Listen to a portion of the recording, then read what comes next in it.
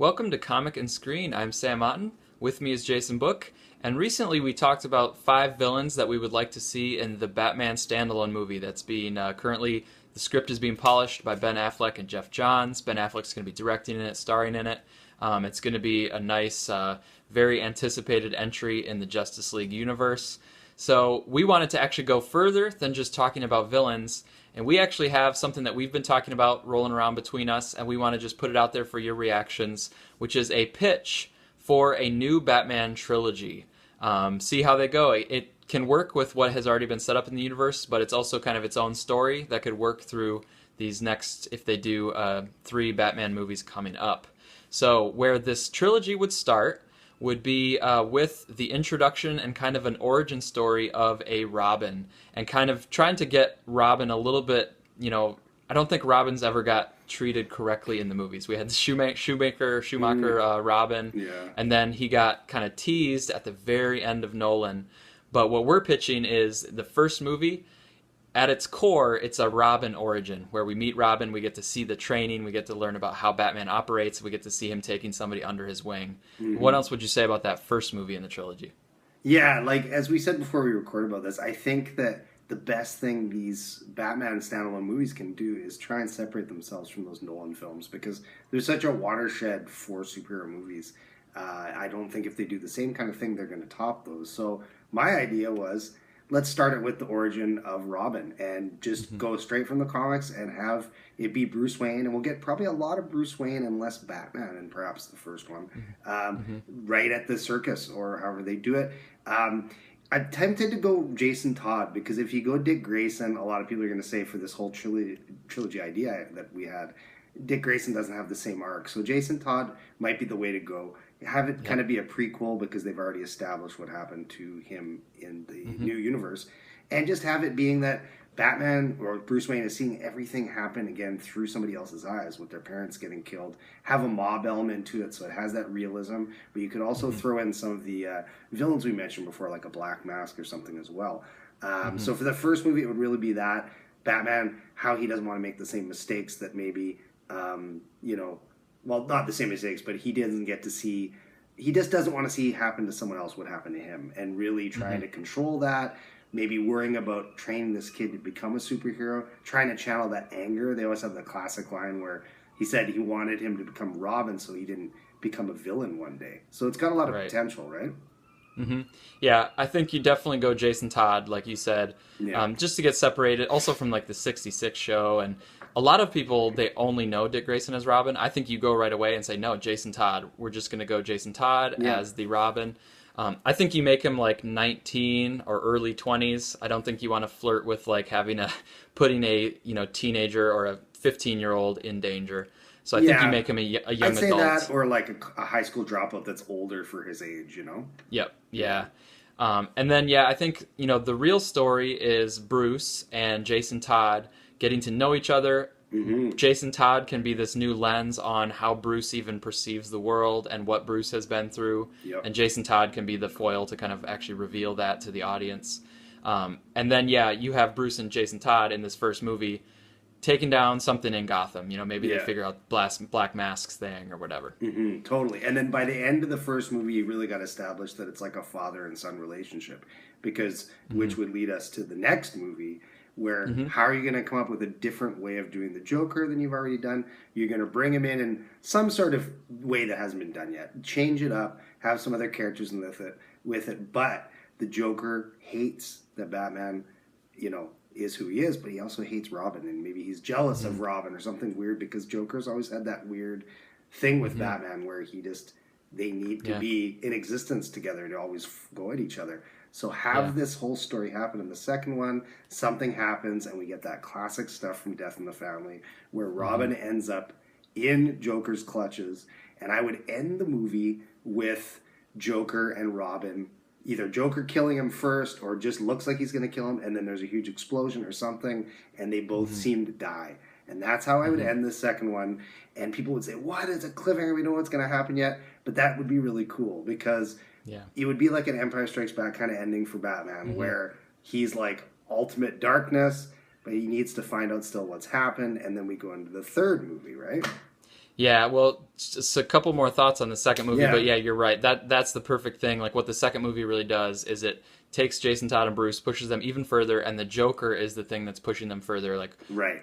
Joker really tests their relationship. Joker's maybe jealous of it. Joker's maybe this counterpoint to Batman. Yeah. It also, like you said about separating from the Nolan movies, this would be separate because we'd have Jared Leto's Joker, but we would have Joker against Batman and Robin. That's right. And already that makes it a whole different movie than The Dark Knight. And I would also make sure that you apply those things like they did in that Batman run with Jason Todd, that he's getting older in the second one, and he maybe talks back to Batman a little bit and doesn't like some of the ways he kind of, shelters him a bit or says, don't be so rough with criminals, because you want to play up that kind of late teen, early 20s, don't tell me what to do thing with the father-son relationship, which leads us to what could happen in the third movie, right? Yeah, so the third movie could be this great thing where it's like a Red Hood reimagining of Red Hood, and this is what Ben Affleck has said: is he wants to draw inspiration from the comic books, but he doesn't want to do a direct adaptation, and that's kind of what we're talking about as well. Like you have these things where you can have homages and connections to the comic books, Yes. but you're not just taking the comic book and putting it on the screen. Yeah. So now we could have a sort of a Red Hood that arises in Gotham, and I'll let you say more about that. Yeah, so even just hearing you say that makes me think of a way we could even bring in the Capullo run there and have it be a Red Hood gang and things like that. But yet the main thing needs to be that the Red Hood character in the third movie, we don't know if it's Joker or Jason Todd for like half the movie, maybe even three quarters. The whole movie, Batman could be like, what's happening? I did everything wrong if this is the kid that I tried to raise as my son. He's coming back now, like da-da-da. It's a classic superhero thing because he's got to blame himself. Or that it's, the Joker and it's his ultimate villain and he just needs to figure out what's going on. Lots of story potential there. You could definitely do things which have been done involving destruction of Gotham and stuff, but give it a new angle. And I think, like, to me, when you hit all these beats and you put these three movies together, it's a great idea for a trilogy, and it can end on either something really. I think it would have to end positive either way, where there's some closure to Batman, either finishing the Joker off, or if it ends up being Jason Todd, that he kind of tries to bring him back, or they come to some sort of agreement and end on a way where you just like, yeah, that was great. Like it's got a lot of potential, I think. Yeah, and so because this is basically like a prequel trilogy. Although this last one is a little bit more free in time, like the first movie where we meet Jason Todd, the second movie where he dies from the Joker's hand, and Harley Quinn would actually be involved in that as well. Right. Both of those have to be before Batman v Superman, and they actually have to be like 10 years before, I think is what the producers said. That's true. But this third one could be any time after the Joker killed Jason. That's true. So it could be, after the second Batman movie, but before Batman v Superman, or it could be after everything, and it could bring us back up to like present time in the universe. And also, Sam, I know you've gone over the new DC, movies quite thoroughly. Does it actually say it anywhere in the scripted dialogue that he actually died, or is the script just kind of like you blame yourself for what happened? Da, da, da? Do they ever actually say the words that he died in the script? BVS does not explicitly say that he died, yeah. But Suicide Squad for Harley Quinn, it does say that she was an accomplice to the murder. In that intro. Yeah. Yeah. So that's the closest we get to confirmation that it was a death. That could easily be explained away too, right? Exactly. That could be that, they thought he was dead, but he wasn't. There you go. And I was thinking too, like with this third Batman movie, whenever it takes place, the audience knows that Joker is alive. So the audience might then bring that in, and that might make it more fun. It's like, well, I know the Joker is alive, so even though Batman thinks he's dead, I, the audience member, know that he's still alive because he was in Suicide Squad and he's alive after Suicide Squad and stuff. Yeah. So that just brings more intrigue into, I know Joker's around somewhere, so I don't know if this is Joker doing the Red Hood thing, if they're going back to like the Red Hood related origin of Joker, or is it Jason Todd? Comic book readers are going to think it's definitely Jason Todd. But it'd be fun to just see what the writers of the movie universe would do with that third film of it. I think they'd have a lot of ways they could go that could all be really good. Yeah, I think it's like really, I've read these comics most of my life. I'm putting this out there. I think it's a really good idea. If they took it, I think that we need to get paid somehow. I'm just kidding, but I've never heard anyone come up with this idea. And they need to a little bit not worry so much about the continuity, because if they got bogged down by that, nobody that's going to be blown away by this movie is going to care if it contradicts one little scene in Suicide Squad or something. Because, Yeah. Leto is a really good actor, and I thought he wasn't used as well as he could have been in Suicide Squad. This is an example of ways to really use him well in part 2 and possibly 3 of this trilogy, and also save him. Like in part 2, he's not in the movie right from the beginning. Maybe they don't show him as much, whatever they do, and build it up, Yeah. Yeah.